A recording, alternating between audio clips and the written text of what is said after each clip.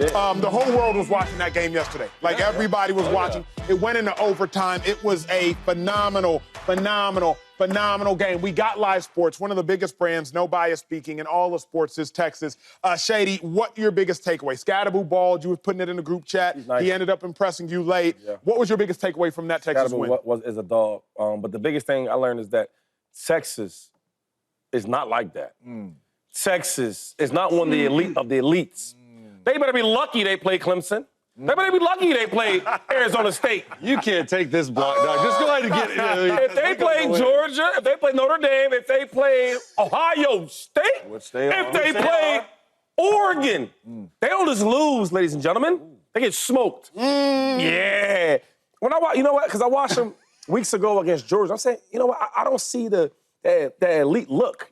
I call it the eye test. The game went to overtime, Shady. Hold on. The game went to overtime. I mean, they did have a backup quarterback playing. Because we knocked out the first quarterback, Shady. Right. That's why. All I'm saying is I'm used to seeing Texas be dominant, right? When you talk about getting the best recruits in college football, getting the best NFL-ready prospects, you go to the Alabamas, you go to the Georgia, you go to the Texas. I don't see it no more. When they play Ohio State, I'm telling you right now, ladies and gentlemen out there in America, listen, put all your money on Ohio State. They are going to smoke Texas. And why do I know that? Because I watched the game yesterday. There's no way Arizona State, respectfully, they're an okay team. Good quarterback, really, really good running back, really good defense. That's about it. The number one wide receiver was out the game. Yeah. Come on, man. I will say this. Arizona State had the best player on the football field. Shout out to Cam Scatterboo. Texas had the best rest of the players on the football field. But Cam Scatterboo, shout out to everything that he did. My biggest takeaway was when the going got tough, Quinn Ewers, Steve Sarkisian, they got going. Come on now. That was my biggest takeaway. Start of the game, Texas, they kind of showed their dominance. They showed that they were the faster team, they were the more talented team, they were the more prepared team. They came out to an early lead, jumped out on Arizona State. Shout out to Scatterboo for coming back. I was texting the group chat, frustrated at his attitude. He's on the bench complaining. He pushing his teammates. He got a lot of that. He cussing out the quarterback. But the way that Scatterboo was able to bring Arizona State all the way back into that game was utterly impressive. But the biggest takeaway is winning and losing, especially at the collegiate level, even more than the NFL, it's all about the quarterback. Come on now. It is all about the quarterback. In the final moments of the game, it's all about the quarterback. Chase and I will show you exactly what occurred in the final moments of the game momentarily. But my biggest takeaway is Texas goes is Quinn Ewers goes. And Quinn Ewers, in the end of the game, he went last night, Chase. That's my biggest takeaway. No doubt. I got two. My first one, obviously, like Cam Scatterboo. We broke him down yesterday on the show, and that was the player to watch for me. Yeah. Against the number one defense in America, for all intents and purposes, you guys are. He led Arizona State in rushes, rushing yards, rushing touchdowns, catches, receiving yards, and passing touchdowns. Like, against Texas. So the dude should have went to New York. That's what I think. The other thing is, Texas is just not as impressive as we thought. Yeah. Like, I was at their SEC game, their title game against Georgia, and when you walk by the Texas offensive lineman and when you walk by the Texas defensive lineman, you're thinking, like, these are NFL-type dudes. So in the trenches, they're great. It just seems to me for most of the game, other than the first two plays of the game where you are up 14-0, punt return, it's like, oh my God, it's going to be a blowout. The rest of the game, they sort of coasted. And to your point, I'm going to make it all about the quarterback because in college, it is. If you have a quarterback in college, you are going to win football games if he plays well. Second, third quarter, not great for Quinn Ewers. Yeah. He went to my high school. Loved the guy a lot. Same high school? Same high school. We know how to put him out at South Lake Carroll Dragons, I'll tell you what. But when he balled out in the fourth quarter and overtime, for me, it's a huge deal because of all the polarizing stuff he's done, and he's a Texas quarterback. People are going to hate him or love him. He put the team on his back, and he got a W to move on with the vaunted Ohio State Buckeyes. Yeah, my takeaways is Texas ain't ready. For what? And they're not ready to compete for a national championship. If that's any other team, we just win, and your takeaway is Texas ain't that good, and they not ready. Like, Texas is one of the four best remaining teams, and the takeaways somehow Clemson are and they ASU, weren't ready. Who y'all beat? Who they beat? I just want to know. We beat Okay, I Clemson. just want to know. And Okay. Arizona State won their conference, just in case you were wondering. Had a bye. And then we beat Clemson also, who's won national championships over the last 10 years, a couple of them. Yeah. So y'all just think weren't ready. Come on, Jay. That was your takeaway? So first off, my takeaway is they ain't ready. Shout out to Arizona State, Coach Marcus Arroyo, offensive coordinator. He was my quarterback at San Jose State, out there dialing the plays up. So yeah, so shout out to them. But at the same time, if this is Ohio State, there is no chance for a fourth quarter comeback. If this is Georgia, there is no chance for a fourth quarter comeback. You gave up 25-plus unanswered points in the fourth quarter to Arizona State when they were in desperation. Had to throw, had to get the ball out of their hands. And you are supposed to be the #1 defense in football, or at least a top defense in football, and you give up 25-plus unanswered points and go into double overtime. And if the referees wasn't nice and they didn't want to end the game on a penalty, because that really could have been helmet to helmet. No. No, it was targeting. It was not It targeting. could have been targeted. It could have been anything. targeted. But I credit them for not ending the game on that. But what I'm saying is you can't say that you're trying to compete for a national championship against the Georgias, against the Notre Dames, against the Ohio States, and you cannot finish football games. That game, Acho, should have been a blowout the way the game was going. Yeah. You up 24-8 in the fourth quarter. And you go into double overtime. If we all was sitting here, I don't know if y'all could bet at halftime or fourth quarter, whatever, y'all probably would have took that bet. They gonna cover. You understand what I'm saying? You're not thinking that's going to double overtime. They got to finish the games better. I got to give a shout-out to Matthew Golden. The receiver for Texas. Oh, my God. Yeah. Now, I know we talking about, because everyone talking about the quarterback and all that. His quarterback, he played cool. He played good at the end, right? Yeah. I see him play his other big-time games, and, he could be rattled, the quarterback. Yes. He could be rattled. But I want no negative shade to him. Yeah. But the wide receiver, Matthew Golden, he's like that. That's an NFL prospect. No question. Hands, routes. I got a couple of them. Yeah, he's special. He's special. Well, speaking of special, Chase, you and I were talking about it before the game. 4th and 13. It could have been the last pass of Quinn Ewers' collegiate career. Quinn Ewers in the most important spot of his entire career, South Lake Carroll Dragon, you deliver for a date against Ohio State. That was impressive, bro. Thank you, Quinn. That's how you get it done in Texas. Okay, sorry, Shady. Okay, sorry. So you can turn his mic back on. You turn the mic back on. Turn his mic back on. See, the problem is, What's the problem, I keep it real over here. Okay. Because you're a Texas guy, so I get it. Quarterback went to your high school. I understand. Because me and James sit here, we just being honest. Like, when you watch Texas, I told you before when they play Clemson, I say, that's going to be a close game. Did I not tell you that? Because I'm used to seeing the old Texas. Like, wow. I don't see none of that wow no more. They slowly getting past. I'll tell you this much, though. All this stuff y'all showing on tape, show them when they play Ohio State. Yeah. Here's what's fascinating, and nobody has mentioned What's fascinating? Quinn Ewers didn't go to his last year in high school at South Lake Carroll. Chase knows this. Yep. He forewent his last year of high school so that he could go to Ohio State. Quinn Ewers went to Ohio State his first year. He was behind what would have been C.J. Stroud. He was there for a year. Leaves Ohio State to come back to Texas because South Lake Carroll, roughly 2 hours, 45 minutes, if you will, from Austin, Texas. So he doesn't go to his senior year of high school, #1 player in the nation, to go to Ohio State. They were offering $1 million in NIL. Sits behind C.J. Stroud. Leaves Ohio State to go back to Texas, and now it's the homecoming, playing Ohio. In the Cotton Bowl, which is 20 miles from South Lake. Yellow hype. This is all hype. Everybody smiling and laughing. We got to go to the game. You got to get the PJ. You see it? You got to get the PJ, dog. Yeah, you all smiling. You happy. They play Ohio State, it's going to be no more smiling. Oregon was the #1 team in football. Oregon was undefeated. Oregon had already beat Ohio State. Oregon had already beat Penn State. Penn State's one of the final 4 teams remaining. And Ohio State didn't just beat them. Chase, they stomped on them, beat them down, whooped them, sent them back to Eugene. It was ugly. So did Ohio State put the college football playoff on notice? Yeah, absolutely. Look, I think the best thing that happened to Ohio State, and we've talked about it a lot, is that loss to Michigan. It got them, for whatever reason, focused in. Let's focus on what we do well, and what we do well is we throw the football to Jeremiah Smith. Like Will Howard, I don't know where you came from. I don't know what you did or what you changed from the season to now in the playoffs, because you were balling, my guy. Jeremiah Smith, throw the football to him. He put up mad numbers.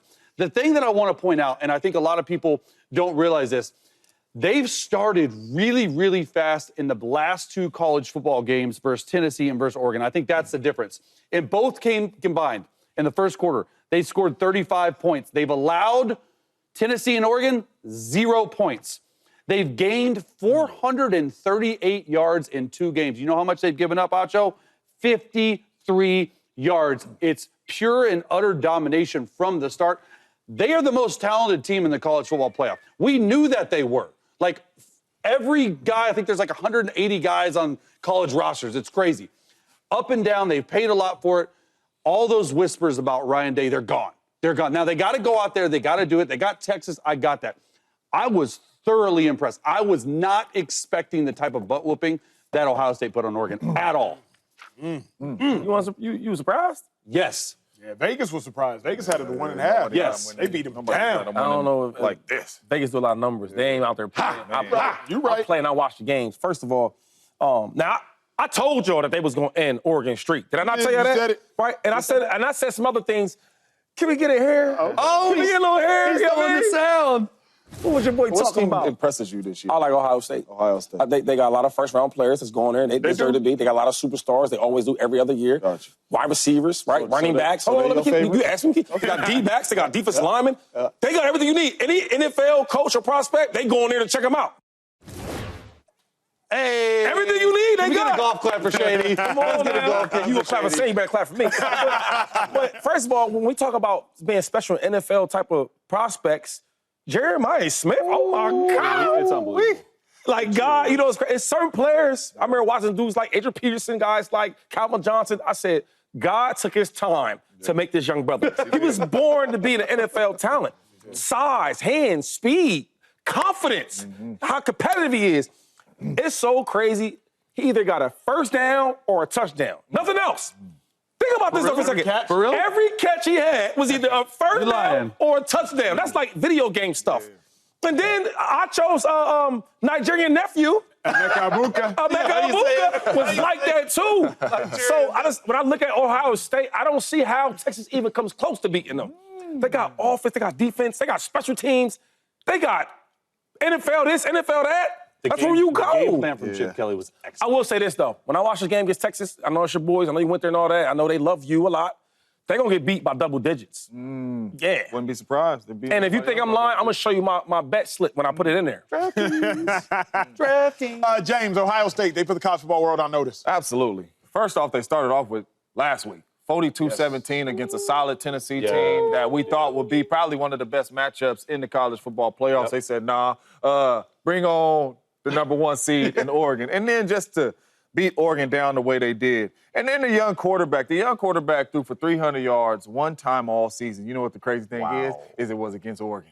So he said, I like playing against Oregon. And then the young player, I ain't even going to say his name. He is a young Terrell Owens. You're talking 6'3", you're talking 220 pounds, you're talking can run the ball, you're talking about it don't matter how you get him the ball, quick screens, deep shots down the field. The young dude is absolutely special. But Chip Kelly let the world know, keep playing with us. We ain't just no run team. We can air this thing out and we can win games with the ball in our quarterback's hands. And to be honest with you, the last 2 weeks, that's what they've been doing. Since they've been in the playoffs, they've been throwing the ball all over the yard, getting it into their playmakers' hands. And the quarterback been balling, but it's easy to ball out when you got dudes like this. That's a real good play. Not to disrespect anybody or hate anybody. Love that play. Firecracker play is what we call it. I mean, Chip got him balling. Chase the quarterback like, yo, throw the ball up. If you watch, some of those. You like that quarterback, huh? That's a good design, though. That play was. I seen a couple with his number 4 being number 4, number 2 being number 2. You need them players. Players make coaches look good. I know, but we get a lot of credit. I like Players, to give credit. not plays. Get credit to some of them players now. Was your best year under Chip? It was. Don't tell Shady that, though. I mean, It was. Don't tell Shady that. over 2,000 with different coaches. I know, but I mean, Best year? the rushing title did come with Chip or you know what's Andy? funny about the thing is?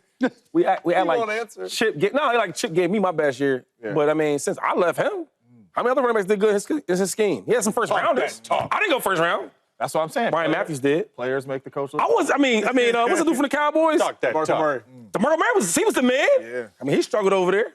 Look, they're not struggling right now. Ohio State's next matchup is against Texas at the Cotton Bowl in Dallas, my hometown. Who has the early What do you think, edge? Gacho? Yeah, because I don't even want to give him no take, because what you you already think? know You're that's the going to Texas go. guy? If Texas doesn't get things fixed offensively in the middle of the game, Ohio State got more than the early edge. Like, Texas has a lot to get done. Number one, you got to get a running game. Yeah. If you cannot find a way to establish the run with both of your running backs, 26 and 23, it will get ugly quickly because Ohio State, they will rush the passer. Arizona State couldn't rush the passer yesterday. That's the first thing. The second thing, this is one of those games where either Jahdae Barron, Texas Historic Award winner, you either about to cement yourself as a top 10 pick or you're going to become a second-round pick. Like, because Jeremiah Smith out there, this is a make-money game. He's one of the best in college football. That's what they said. You're one of the best in college. You are the best in college football. That's what they said. So this is one of those games where, Barron, go become a top 10 pick, cement yourself as it, or it is one of them games where you lose a lot of money. But it's a big money game. Well, I like 7. Yeah, I like 7 from Texas. He's nice. And then he had a rookie over there for. But hold up. You like 7 traveling with 4? No, they won't travel. Oh, they won't okay. travel. 'Cause I like number 5 for Texas, too. Both Texas corners are nice. Can we talk about the quarterback? You talking about all this other stuff. Let's talk about the quarterback. Because he's supposed to be a good quarterback, right? Texas quarterback or Ohio State? Texas quarterback. I like Quinn Ewers over Will Howard all day, every day. Well, I'm just talking about him versus Ohio State's defense. Because one thing I watch from Ohio State is on defense, especially up front, they got a lot of older players. Wow. See, typically how it works is all the younger guys be superstars. They leave after 2 years, whatever it is, and then they go to the NFL. But this is the first time I've seen in a long time where these guys from Ohio State, they older. 5 years, 4 years. You don't really see that. A lot of the players are, yeah. Yeah, so that lets you know. So they got young talent. Because sometimes with college teams, I'm noticing the young talented dudes, they be younger. You might have a rookie or the freshman like Jeremiah is. You might have other players that's really, really talented. They're not really experienced. Ohio State got both. We got experience and we got young talent. That's true. But this is what, Chase, it's all about. Like, you play college football if you're Quinn Ewers for this game. If Quinn Ewers balls, Texas wins. Well, if Quinn Ewers doesn't, and you win the game, you're in the natty, bro. Like we talked about, we broke it down early in the show. Season, game, career on the line for Quinn Ewers. You want to talk about that guy making money? I'm talking about Quinn Ewers. This is a game that could cement Quinn Ewers in this NFL draft. If not, we've heard through the grapevine he has some portal offers out there. Is he going to stay in college? Is he going to go pro? If he does go pro and he balls out against Ohio State, which we just talked about, so talented, what does that do for NFL scouts? NFL scouts galore is going to be at this game. To me, it's going to come down to the quarterback. You can't play well the first 2 plays of the game and then in the fourth quarter against Ohio State. Yeah. You have to play consistently well throughout the entire game. I think that Texas has one of the, if not the best offensive lines in football. You're going to have time. You got to find a way to make plays off schedule versus pass rush. Yeah, well, we hope he going to have time because Dylan Gabriel didn't have no time. No. He was outside the pocket running. So, in my humble opinion, he going to have to understand, I'm going to have one of these C.J. Stroud against Georgia type game. When C.J. Stroud played Georgia, we like, dang, we ain't know he could move and run and do all that and extend plays. He's going to have to extend some plays. You are not about to sit back there in the pocket with this pass rush coming after you and throw the ball all over the field on these Ohio State secondary and DBs. You're not, because they got some dudes back there that's probably going to be first-rounders too. You're not going to do that. So extended plays or quick game, getting the ball out of your hands, is going to have to be the plan for the Texas offense. And I like Texas receivers, too. I think it's going to be a heck of a matchup. Heck of a matchup. Very well said. What up, YouTube family? Welcome to the facility. Thanks for watching, and you better be sure to hit that subscribe button if you want to get more highlights from the show and all of our exclusive content.